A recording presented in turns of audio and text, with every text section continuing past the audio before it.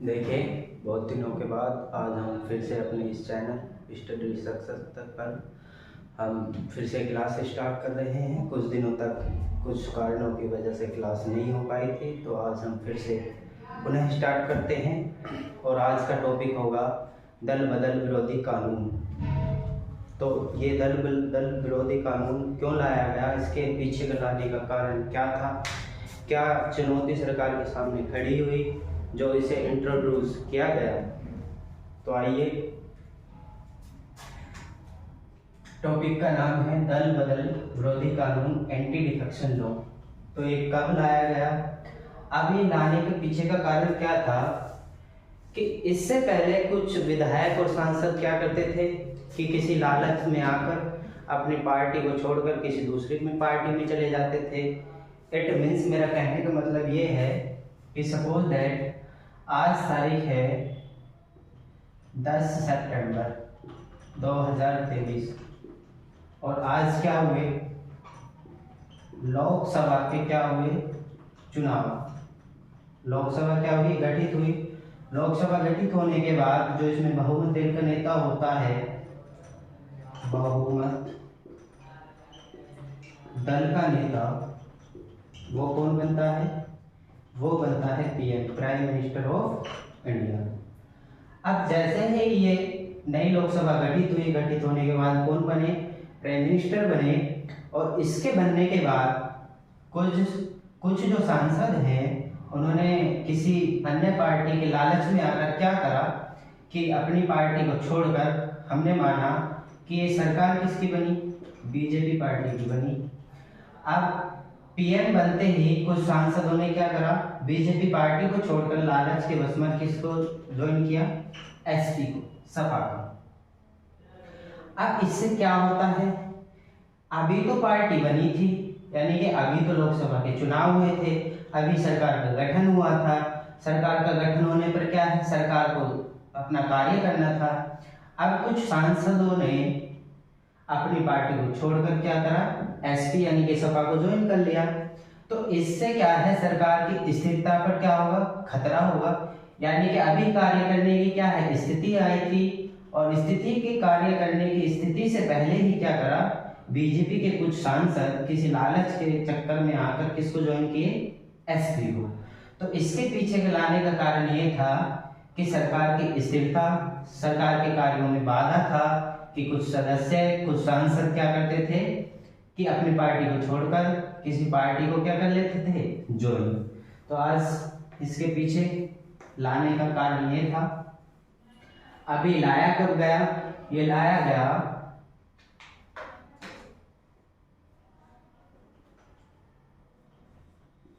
52वें संविधान संशोधन अधिनियम 1985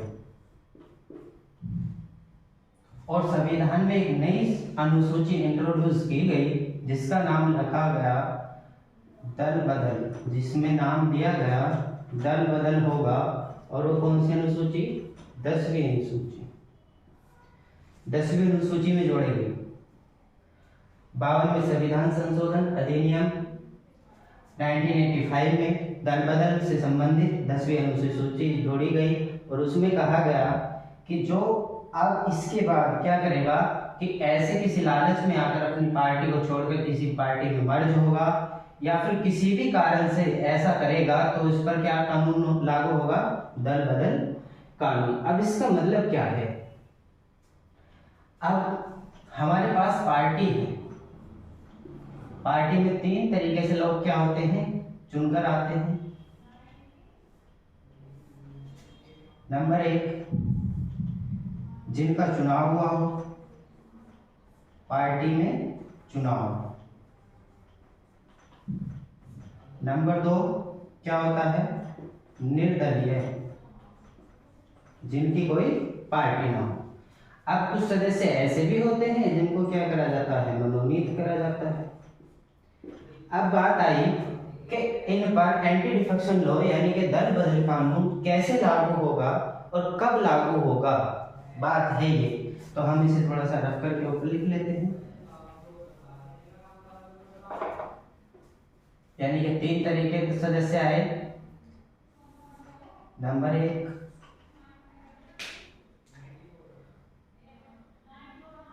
जिनका चुनाव हुआ हो और वो किससे हो? पार्टी से। नंबर 2, निर्दलीय हो। और नंबर 3, मनोनीत हो, नॉमिनेटेड हो। अब जो जिनके चुनाव हुआ है, सांसद हो या चाहे विधायक हो, उन पर ये एंटी डिफेक्शन लॉ यानी कि दल बदल विरोधी कानून कैसे लागू होगा और कब लागू होगा, बात ये है। तो ये कब लागू होगा? फर्स्ट वाला, चुनाव हुआ हो और किसी पार्टी से क्या हो? रिलेटेड हो, या फिर किसी पार्टी से क्या हो? संबंध रखते हो। तो कब? नंबर 1, कब एंटी डिफेक्शन लॉ लागू होगा? नंबर 1, जब स्वेच्छा से पार्टी छोड़ दे। स्वेच्छा से पार्टी छोड़ दे। और स्वेच्छा का मतलब है कि कोई ना कोई लालच होगा, कोई ना कोई लालच होगा तो कोई दूसरी पार्टी दे रही होगी लालच को।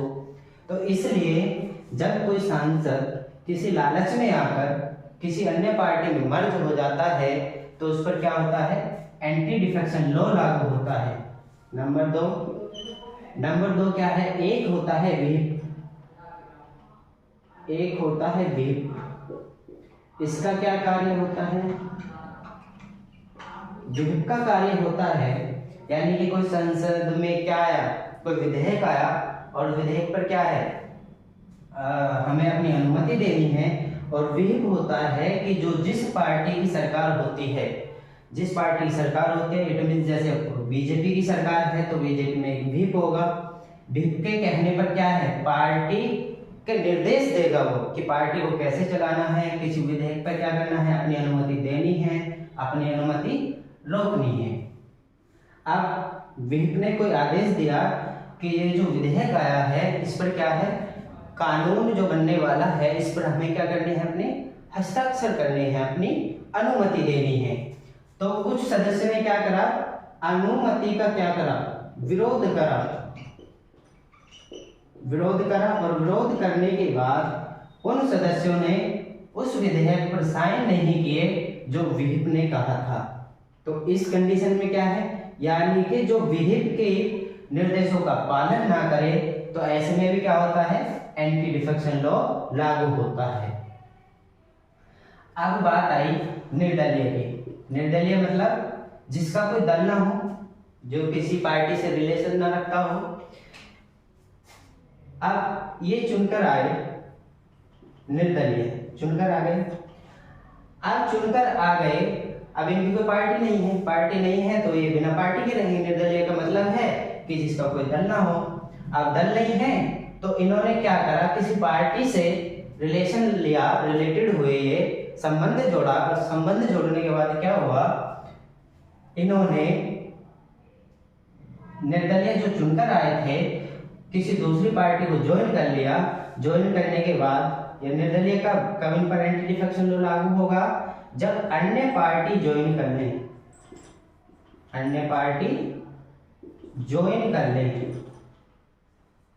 तब क्या होगा? एंटी डिफेक्शन लॉ लागू होगा। अब बात आई कि मनोनीत पर कैसे लागू होगा।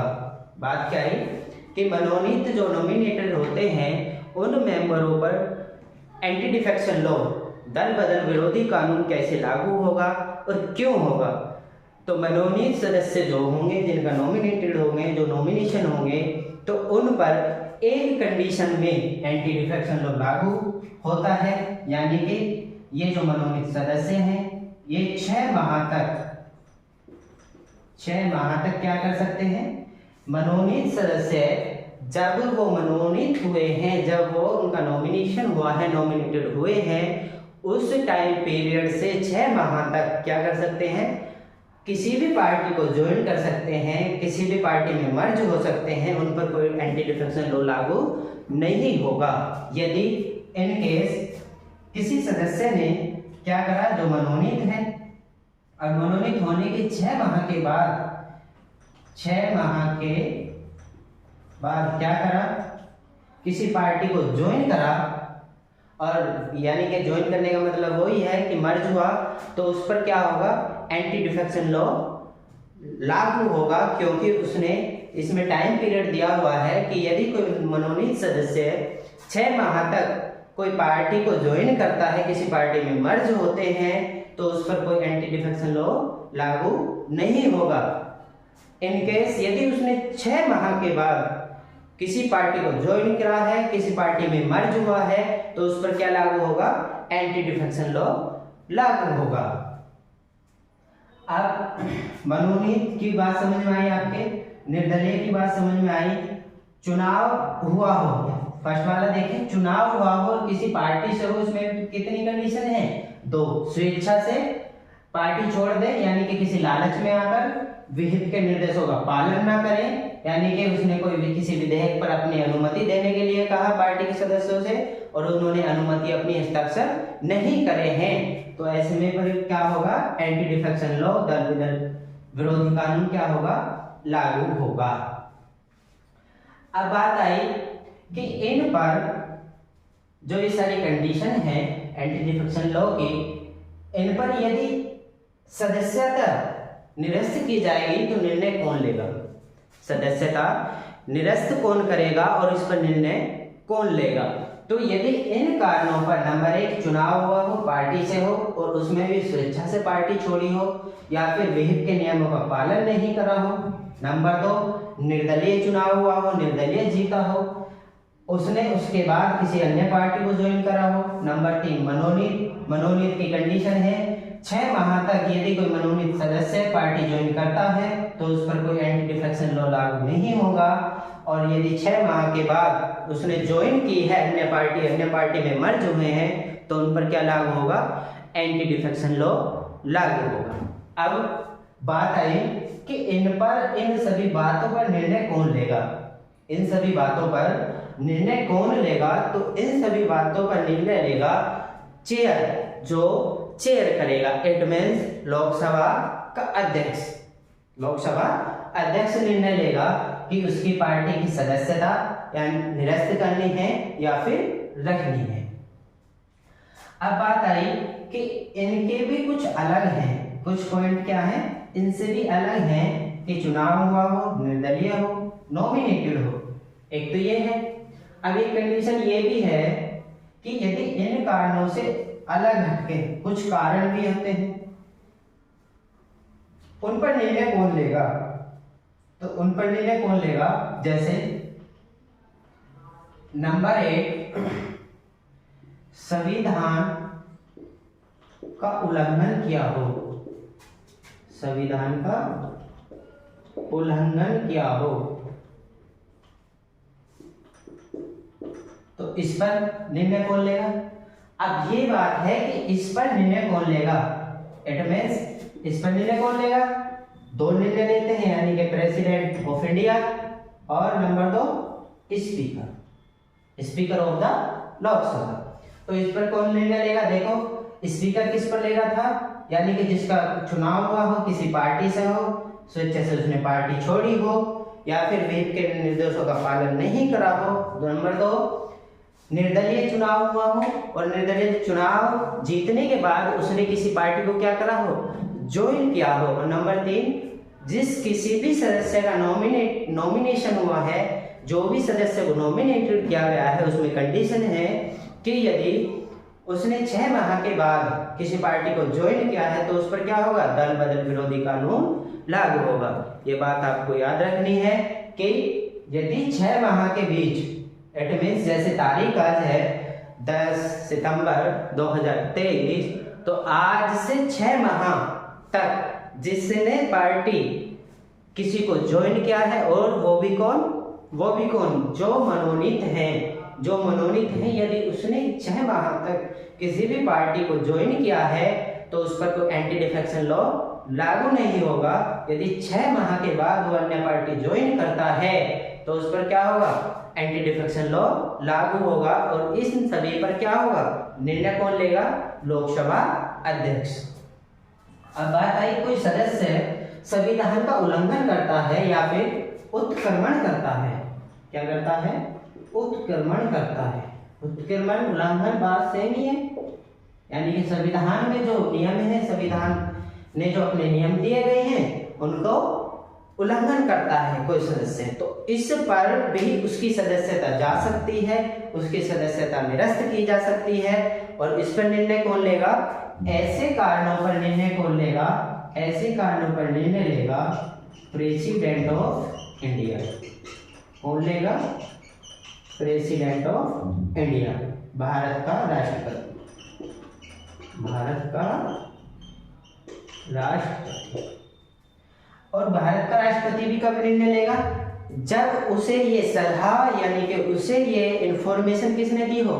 चुनाव आयोग ने दी हो, या फिर उसने चुनाव आयोग ने सलाह दी हो कि उसने चुनाव में कोई गड़बड़ी करी है जिससे वो जीत कर आए हैं, और इसकी सलाह कोई किसी को नहीं देगा, प्रेसिडेंट को खुद पता होगा। इसको बताएगा कौन? लोकसभा अध्यक्ष बताएगा कि उसने क्या करा है, संविधान का उल्लंघन किया है, उत्क्रमण किया है, और इस आधार पर जो भारत के राष्ट्रपति हैं वो क्या करेंगे? उसे उसकी सदस्यता से निरस्त कर देंगे, उसकी सदस्यता क्या है? खत्म कर देंगे। अब बात आई कि कुछ विधायक और सांसद अपवाद कि यदि ऐसा होगा तो कैसे होगा। अब एक सांसद आपको पता है कि जो प्रतिनिधित्व करता है 10 लाख की जनसंख्या का प्रतिनिधित्व करता है, आप और हम लोग क्या है उसको चुनकर भेजते हैं। चुनकर भेजते हैं तो वो निष्पक्ष कार्य नहीं करेगा यदि ऐसा चलेगा। तो एक केस था जिसका नाम है 1992 में आया था, 1992 में आया था, जिसका नाम है क्योतो होलोहन केस। 1992 में आया था क्योतो होलोहन केस। सारे एंटी डिफेक्शन लॉ को बदल कर रख दिया। इससे पहले क्या था? इससे पहले क्या था कि जो हमारे स्पीकर निर्णय लेते थे तो उसका जेआर नहीं होता था, जुडिशियल रिव्यू यानी कि न्यायिक पुनर्विलोकन नहीं होता था। अब ये केस आता है क्योतो होलोहन केस। क्योतो कहां से थे? नागालैंड के नेता थे, नागालैंड से थे। केस आता है क्योतो होलोहन केस, और इसमें कहा जाता है कि ये निष्पक्ष नहीं है। इस निष्पक्षता की जांच कैसे की जाए कि स्पीकर ने ये जो निर्णय लिया है क्या वो सही है, या फिर पार्टी से बायस्ड होकर कोई निर्णय लिया है, पार्टी के प्रेशर में कोई निर्णय लिया है। और स्पीकर से ये अपेक्षा की जाती है, बेशक से वो किससे हो, जो पार्टी रन कर रही है उसी पार्टी से हो, उससे ये अपेक्षा की जाती है, हम एक्सपेक्ट करते हैं इससे कि निष्पक्ष निर्णय ले। और इसीलिए वो अपनी पार्टी और किसी अन्य संसाधन को छोड़कर, यानी कि सुप्रीम कोर्ट या फिर सरकार को छोड़कर निष्पक्षता से चुनाव ले, तो सॉरी निष्पक्षता से क्या ले, निर्णय ले। तो 1992 में कहा गया, और केस कहाँ आया? Supreme court, SC, supreme court of India. यहां पर केस आया क्योतो होलोहन, और यहां पर सारी परिस्थिति बदल गई। अब कहा गया कि यदि स्पीकर क्या लेता है, कोई निर्णय लेता है, डिसीजन लेता है, तो उसका क्या हो सकता है? जेआर हो सकता है, जुडिशियल रिव्यू यानी कि न्यायिक पुनर्विलोकन हो सकता है। अब जेआर होगा तो उसकी निष्पक्षता से जांच होगी कि यदि किसी स्पीकर ने, अध्यक्ष ने क्या लिया है, निर्णय लिया है तो किसी पार्टी से प्रेशर में आकर तो नहीं लिया है, बायस्ड होकर तो नहीं लिया गया है, तो उसका क्या हो सकता है? जुडिशियल रिव्यू हो सकता है। उसे कौन करेगा? Supreme court of India, Bharat का उच्चतम न्यायालय। अब ये जुडिशियल रिव्यू कौन से आर्टिकल में है? Article number 13। ये हमें क्या देता है? अधिकार देता है कि हम क्या करवा सकते हैं, किसी कानून का जेआर करवा सकते हैं। किससे? सुप्रीम कोर्ट से। अब देखो आर्टिकल 3 और क्या है? अब जब कभी भी आपके क्या होंगे, मौलिक अधिकार कम होंगे, मौलिक अधिकारों का हनन होगा। तो आप क्या करेंगे, कहाँ पर जाएंगे, आर्टिकल 32 के तहत कहाँ जाएंगे, आर्टिकल 32 के तहत कहाँ पर जाएंगे, सुप्रीम कोर्ट। और आर्टिकल 226 के तहत कहाँ जाएंगे, हाई कोर्ट। और कहेंगे कि ये जो कानून बनाया गया है कि इसमें हमारे मौलिक अधिकारों का क्या हुआ है, हनन हुआ है। और हनन होगा तो हम क्या है, हमारे जो मौलिक अधिकार है किसी भी न्यायालय में क्या है, परिवर्तनीय है। किसी भी न्यायालय में जा सकते हैं, उसका दरवाजा खटखटा सकते हैं कि हुजूर हमारे जो मौलिक अधिकार हैं, फंडामेंटल राइट्स हैं, उनका क्या हुआ है, हनन हुआ है। और आर्टिकल 32 क्या प्रावधान करता है, सुप्रीम कोर्ट जाओ। और आर्टिकल 226 क्या कहता है, हाई कोर्ट जाओ। अब इसके बाद क्या होता है कि जुडिशियल रिव्यू हो सकता है। 1992 क्योंतोलन केस में यह कहा गया कि इसके बाद यदि ऐसे सदस्य जिनकी सदस्यता निरस्त की जा सकती है, उन पर भी क्या होता है, JR जुडिशियल रिव्यू हो सकता है। अब एक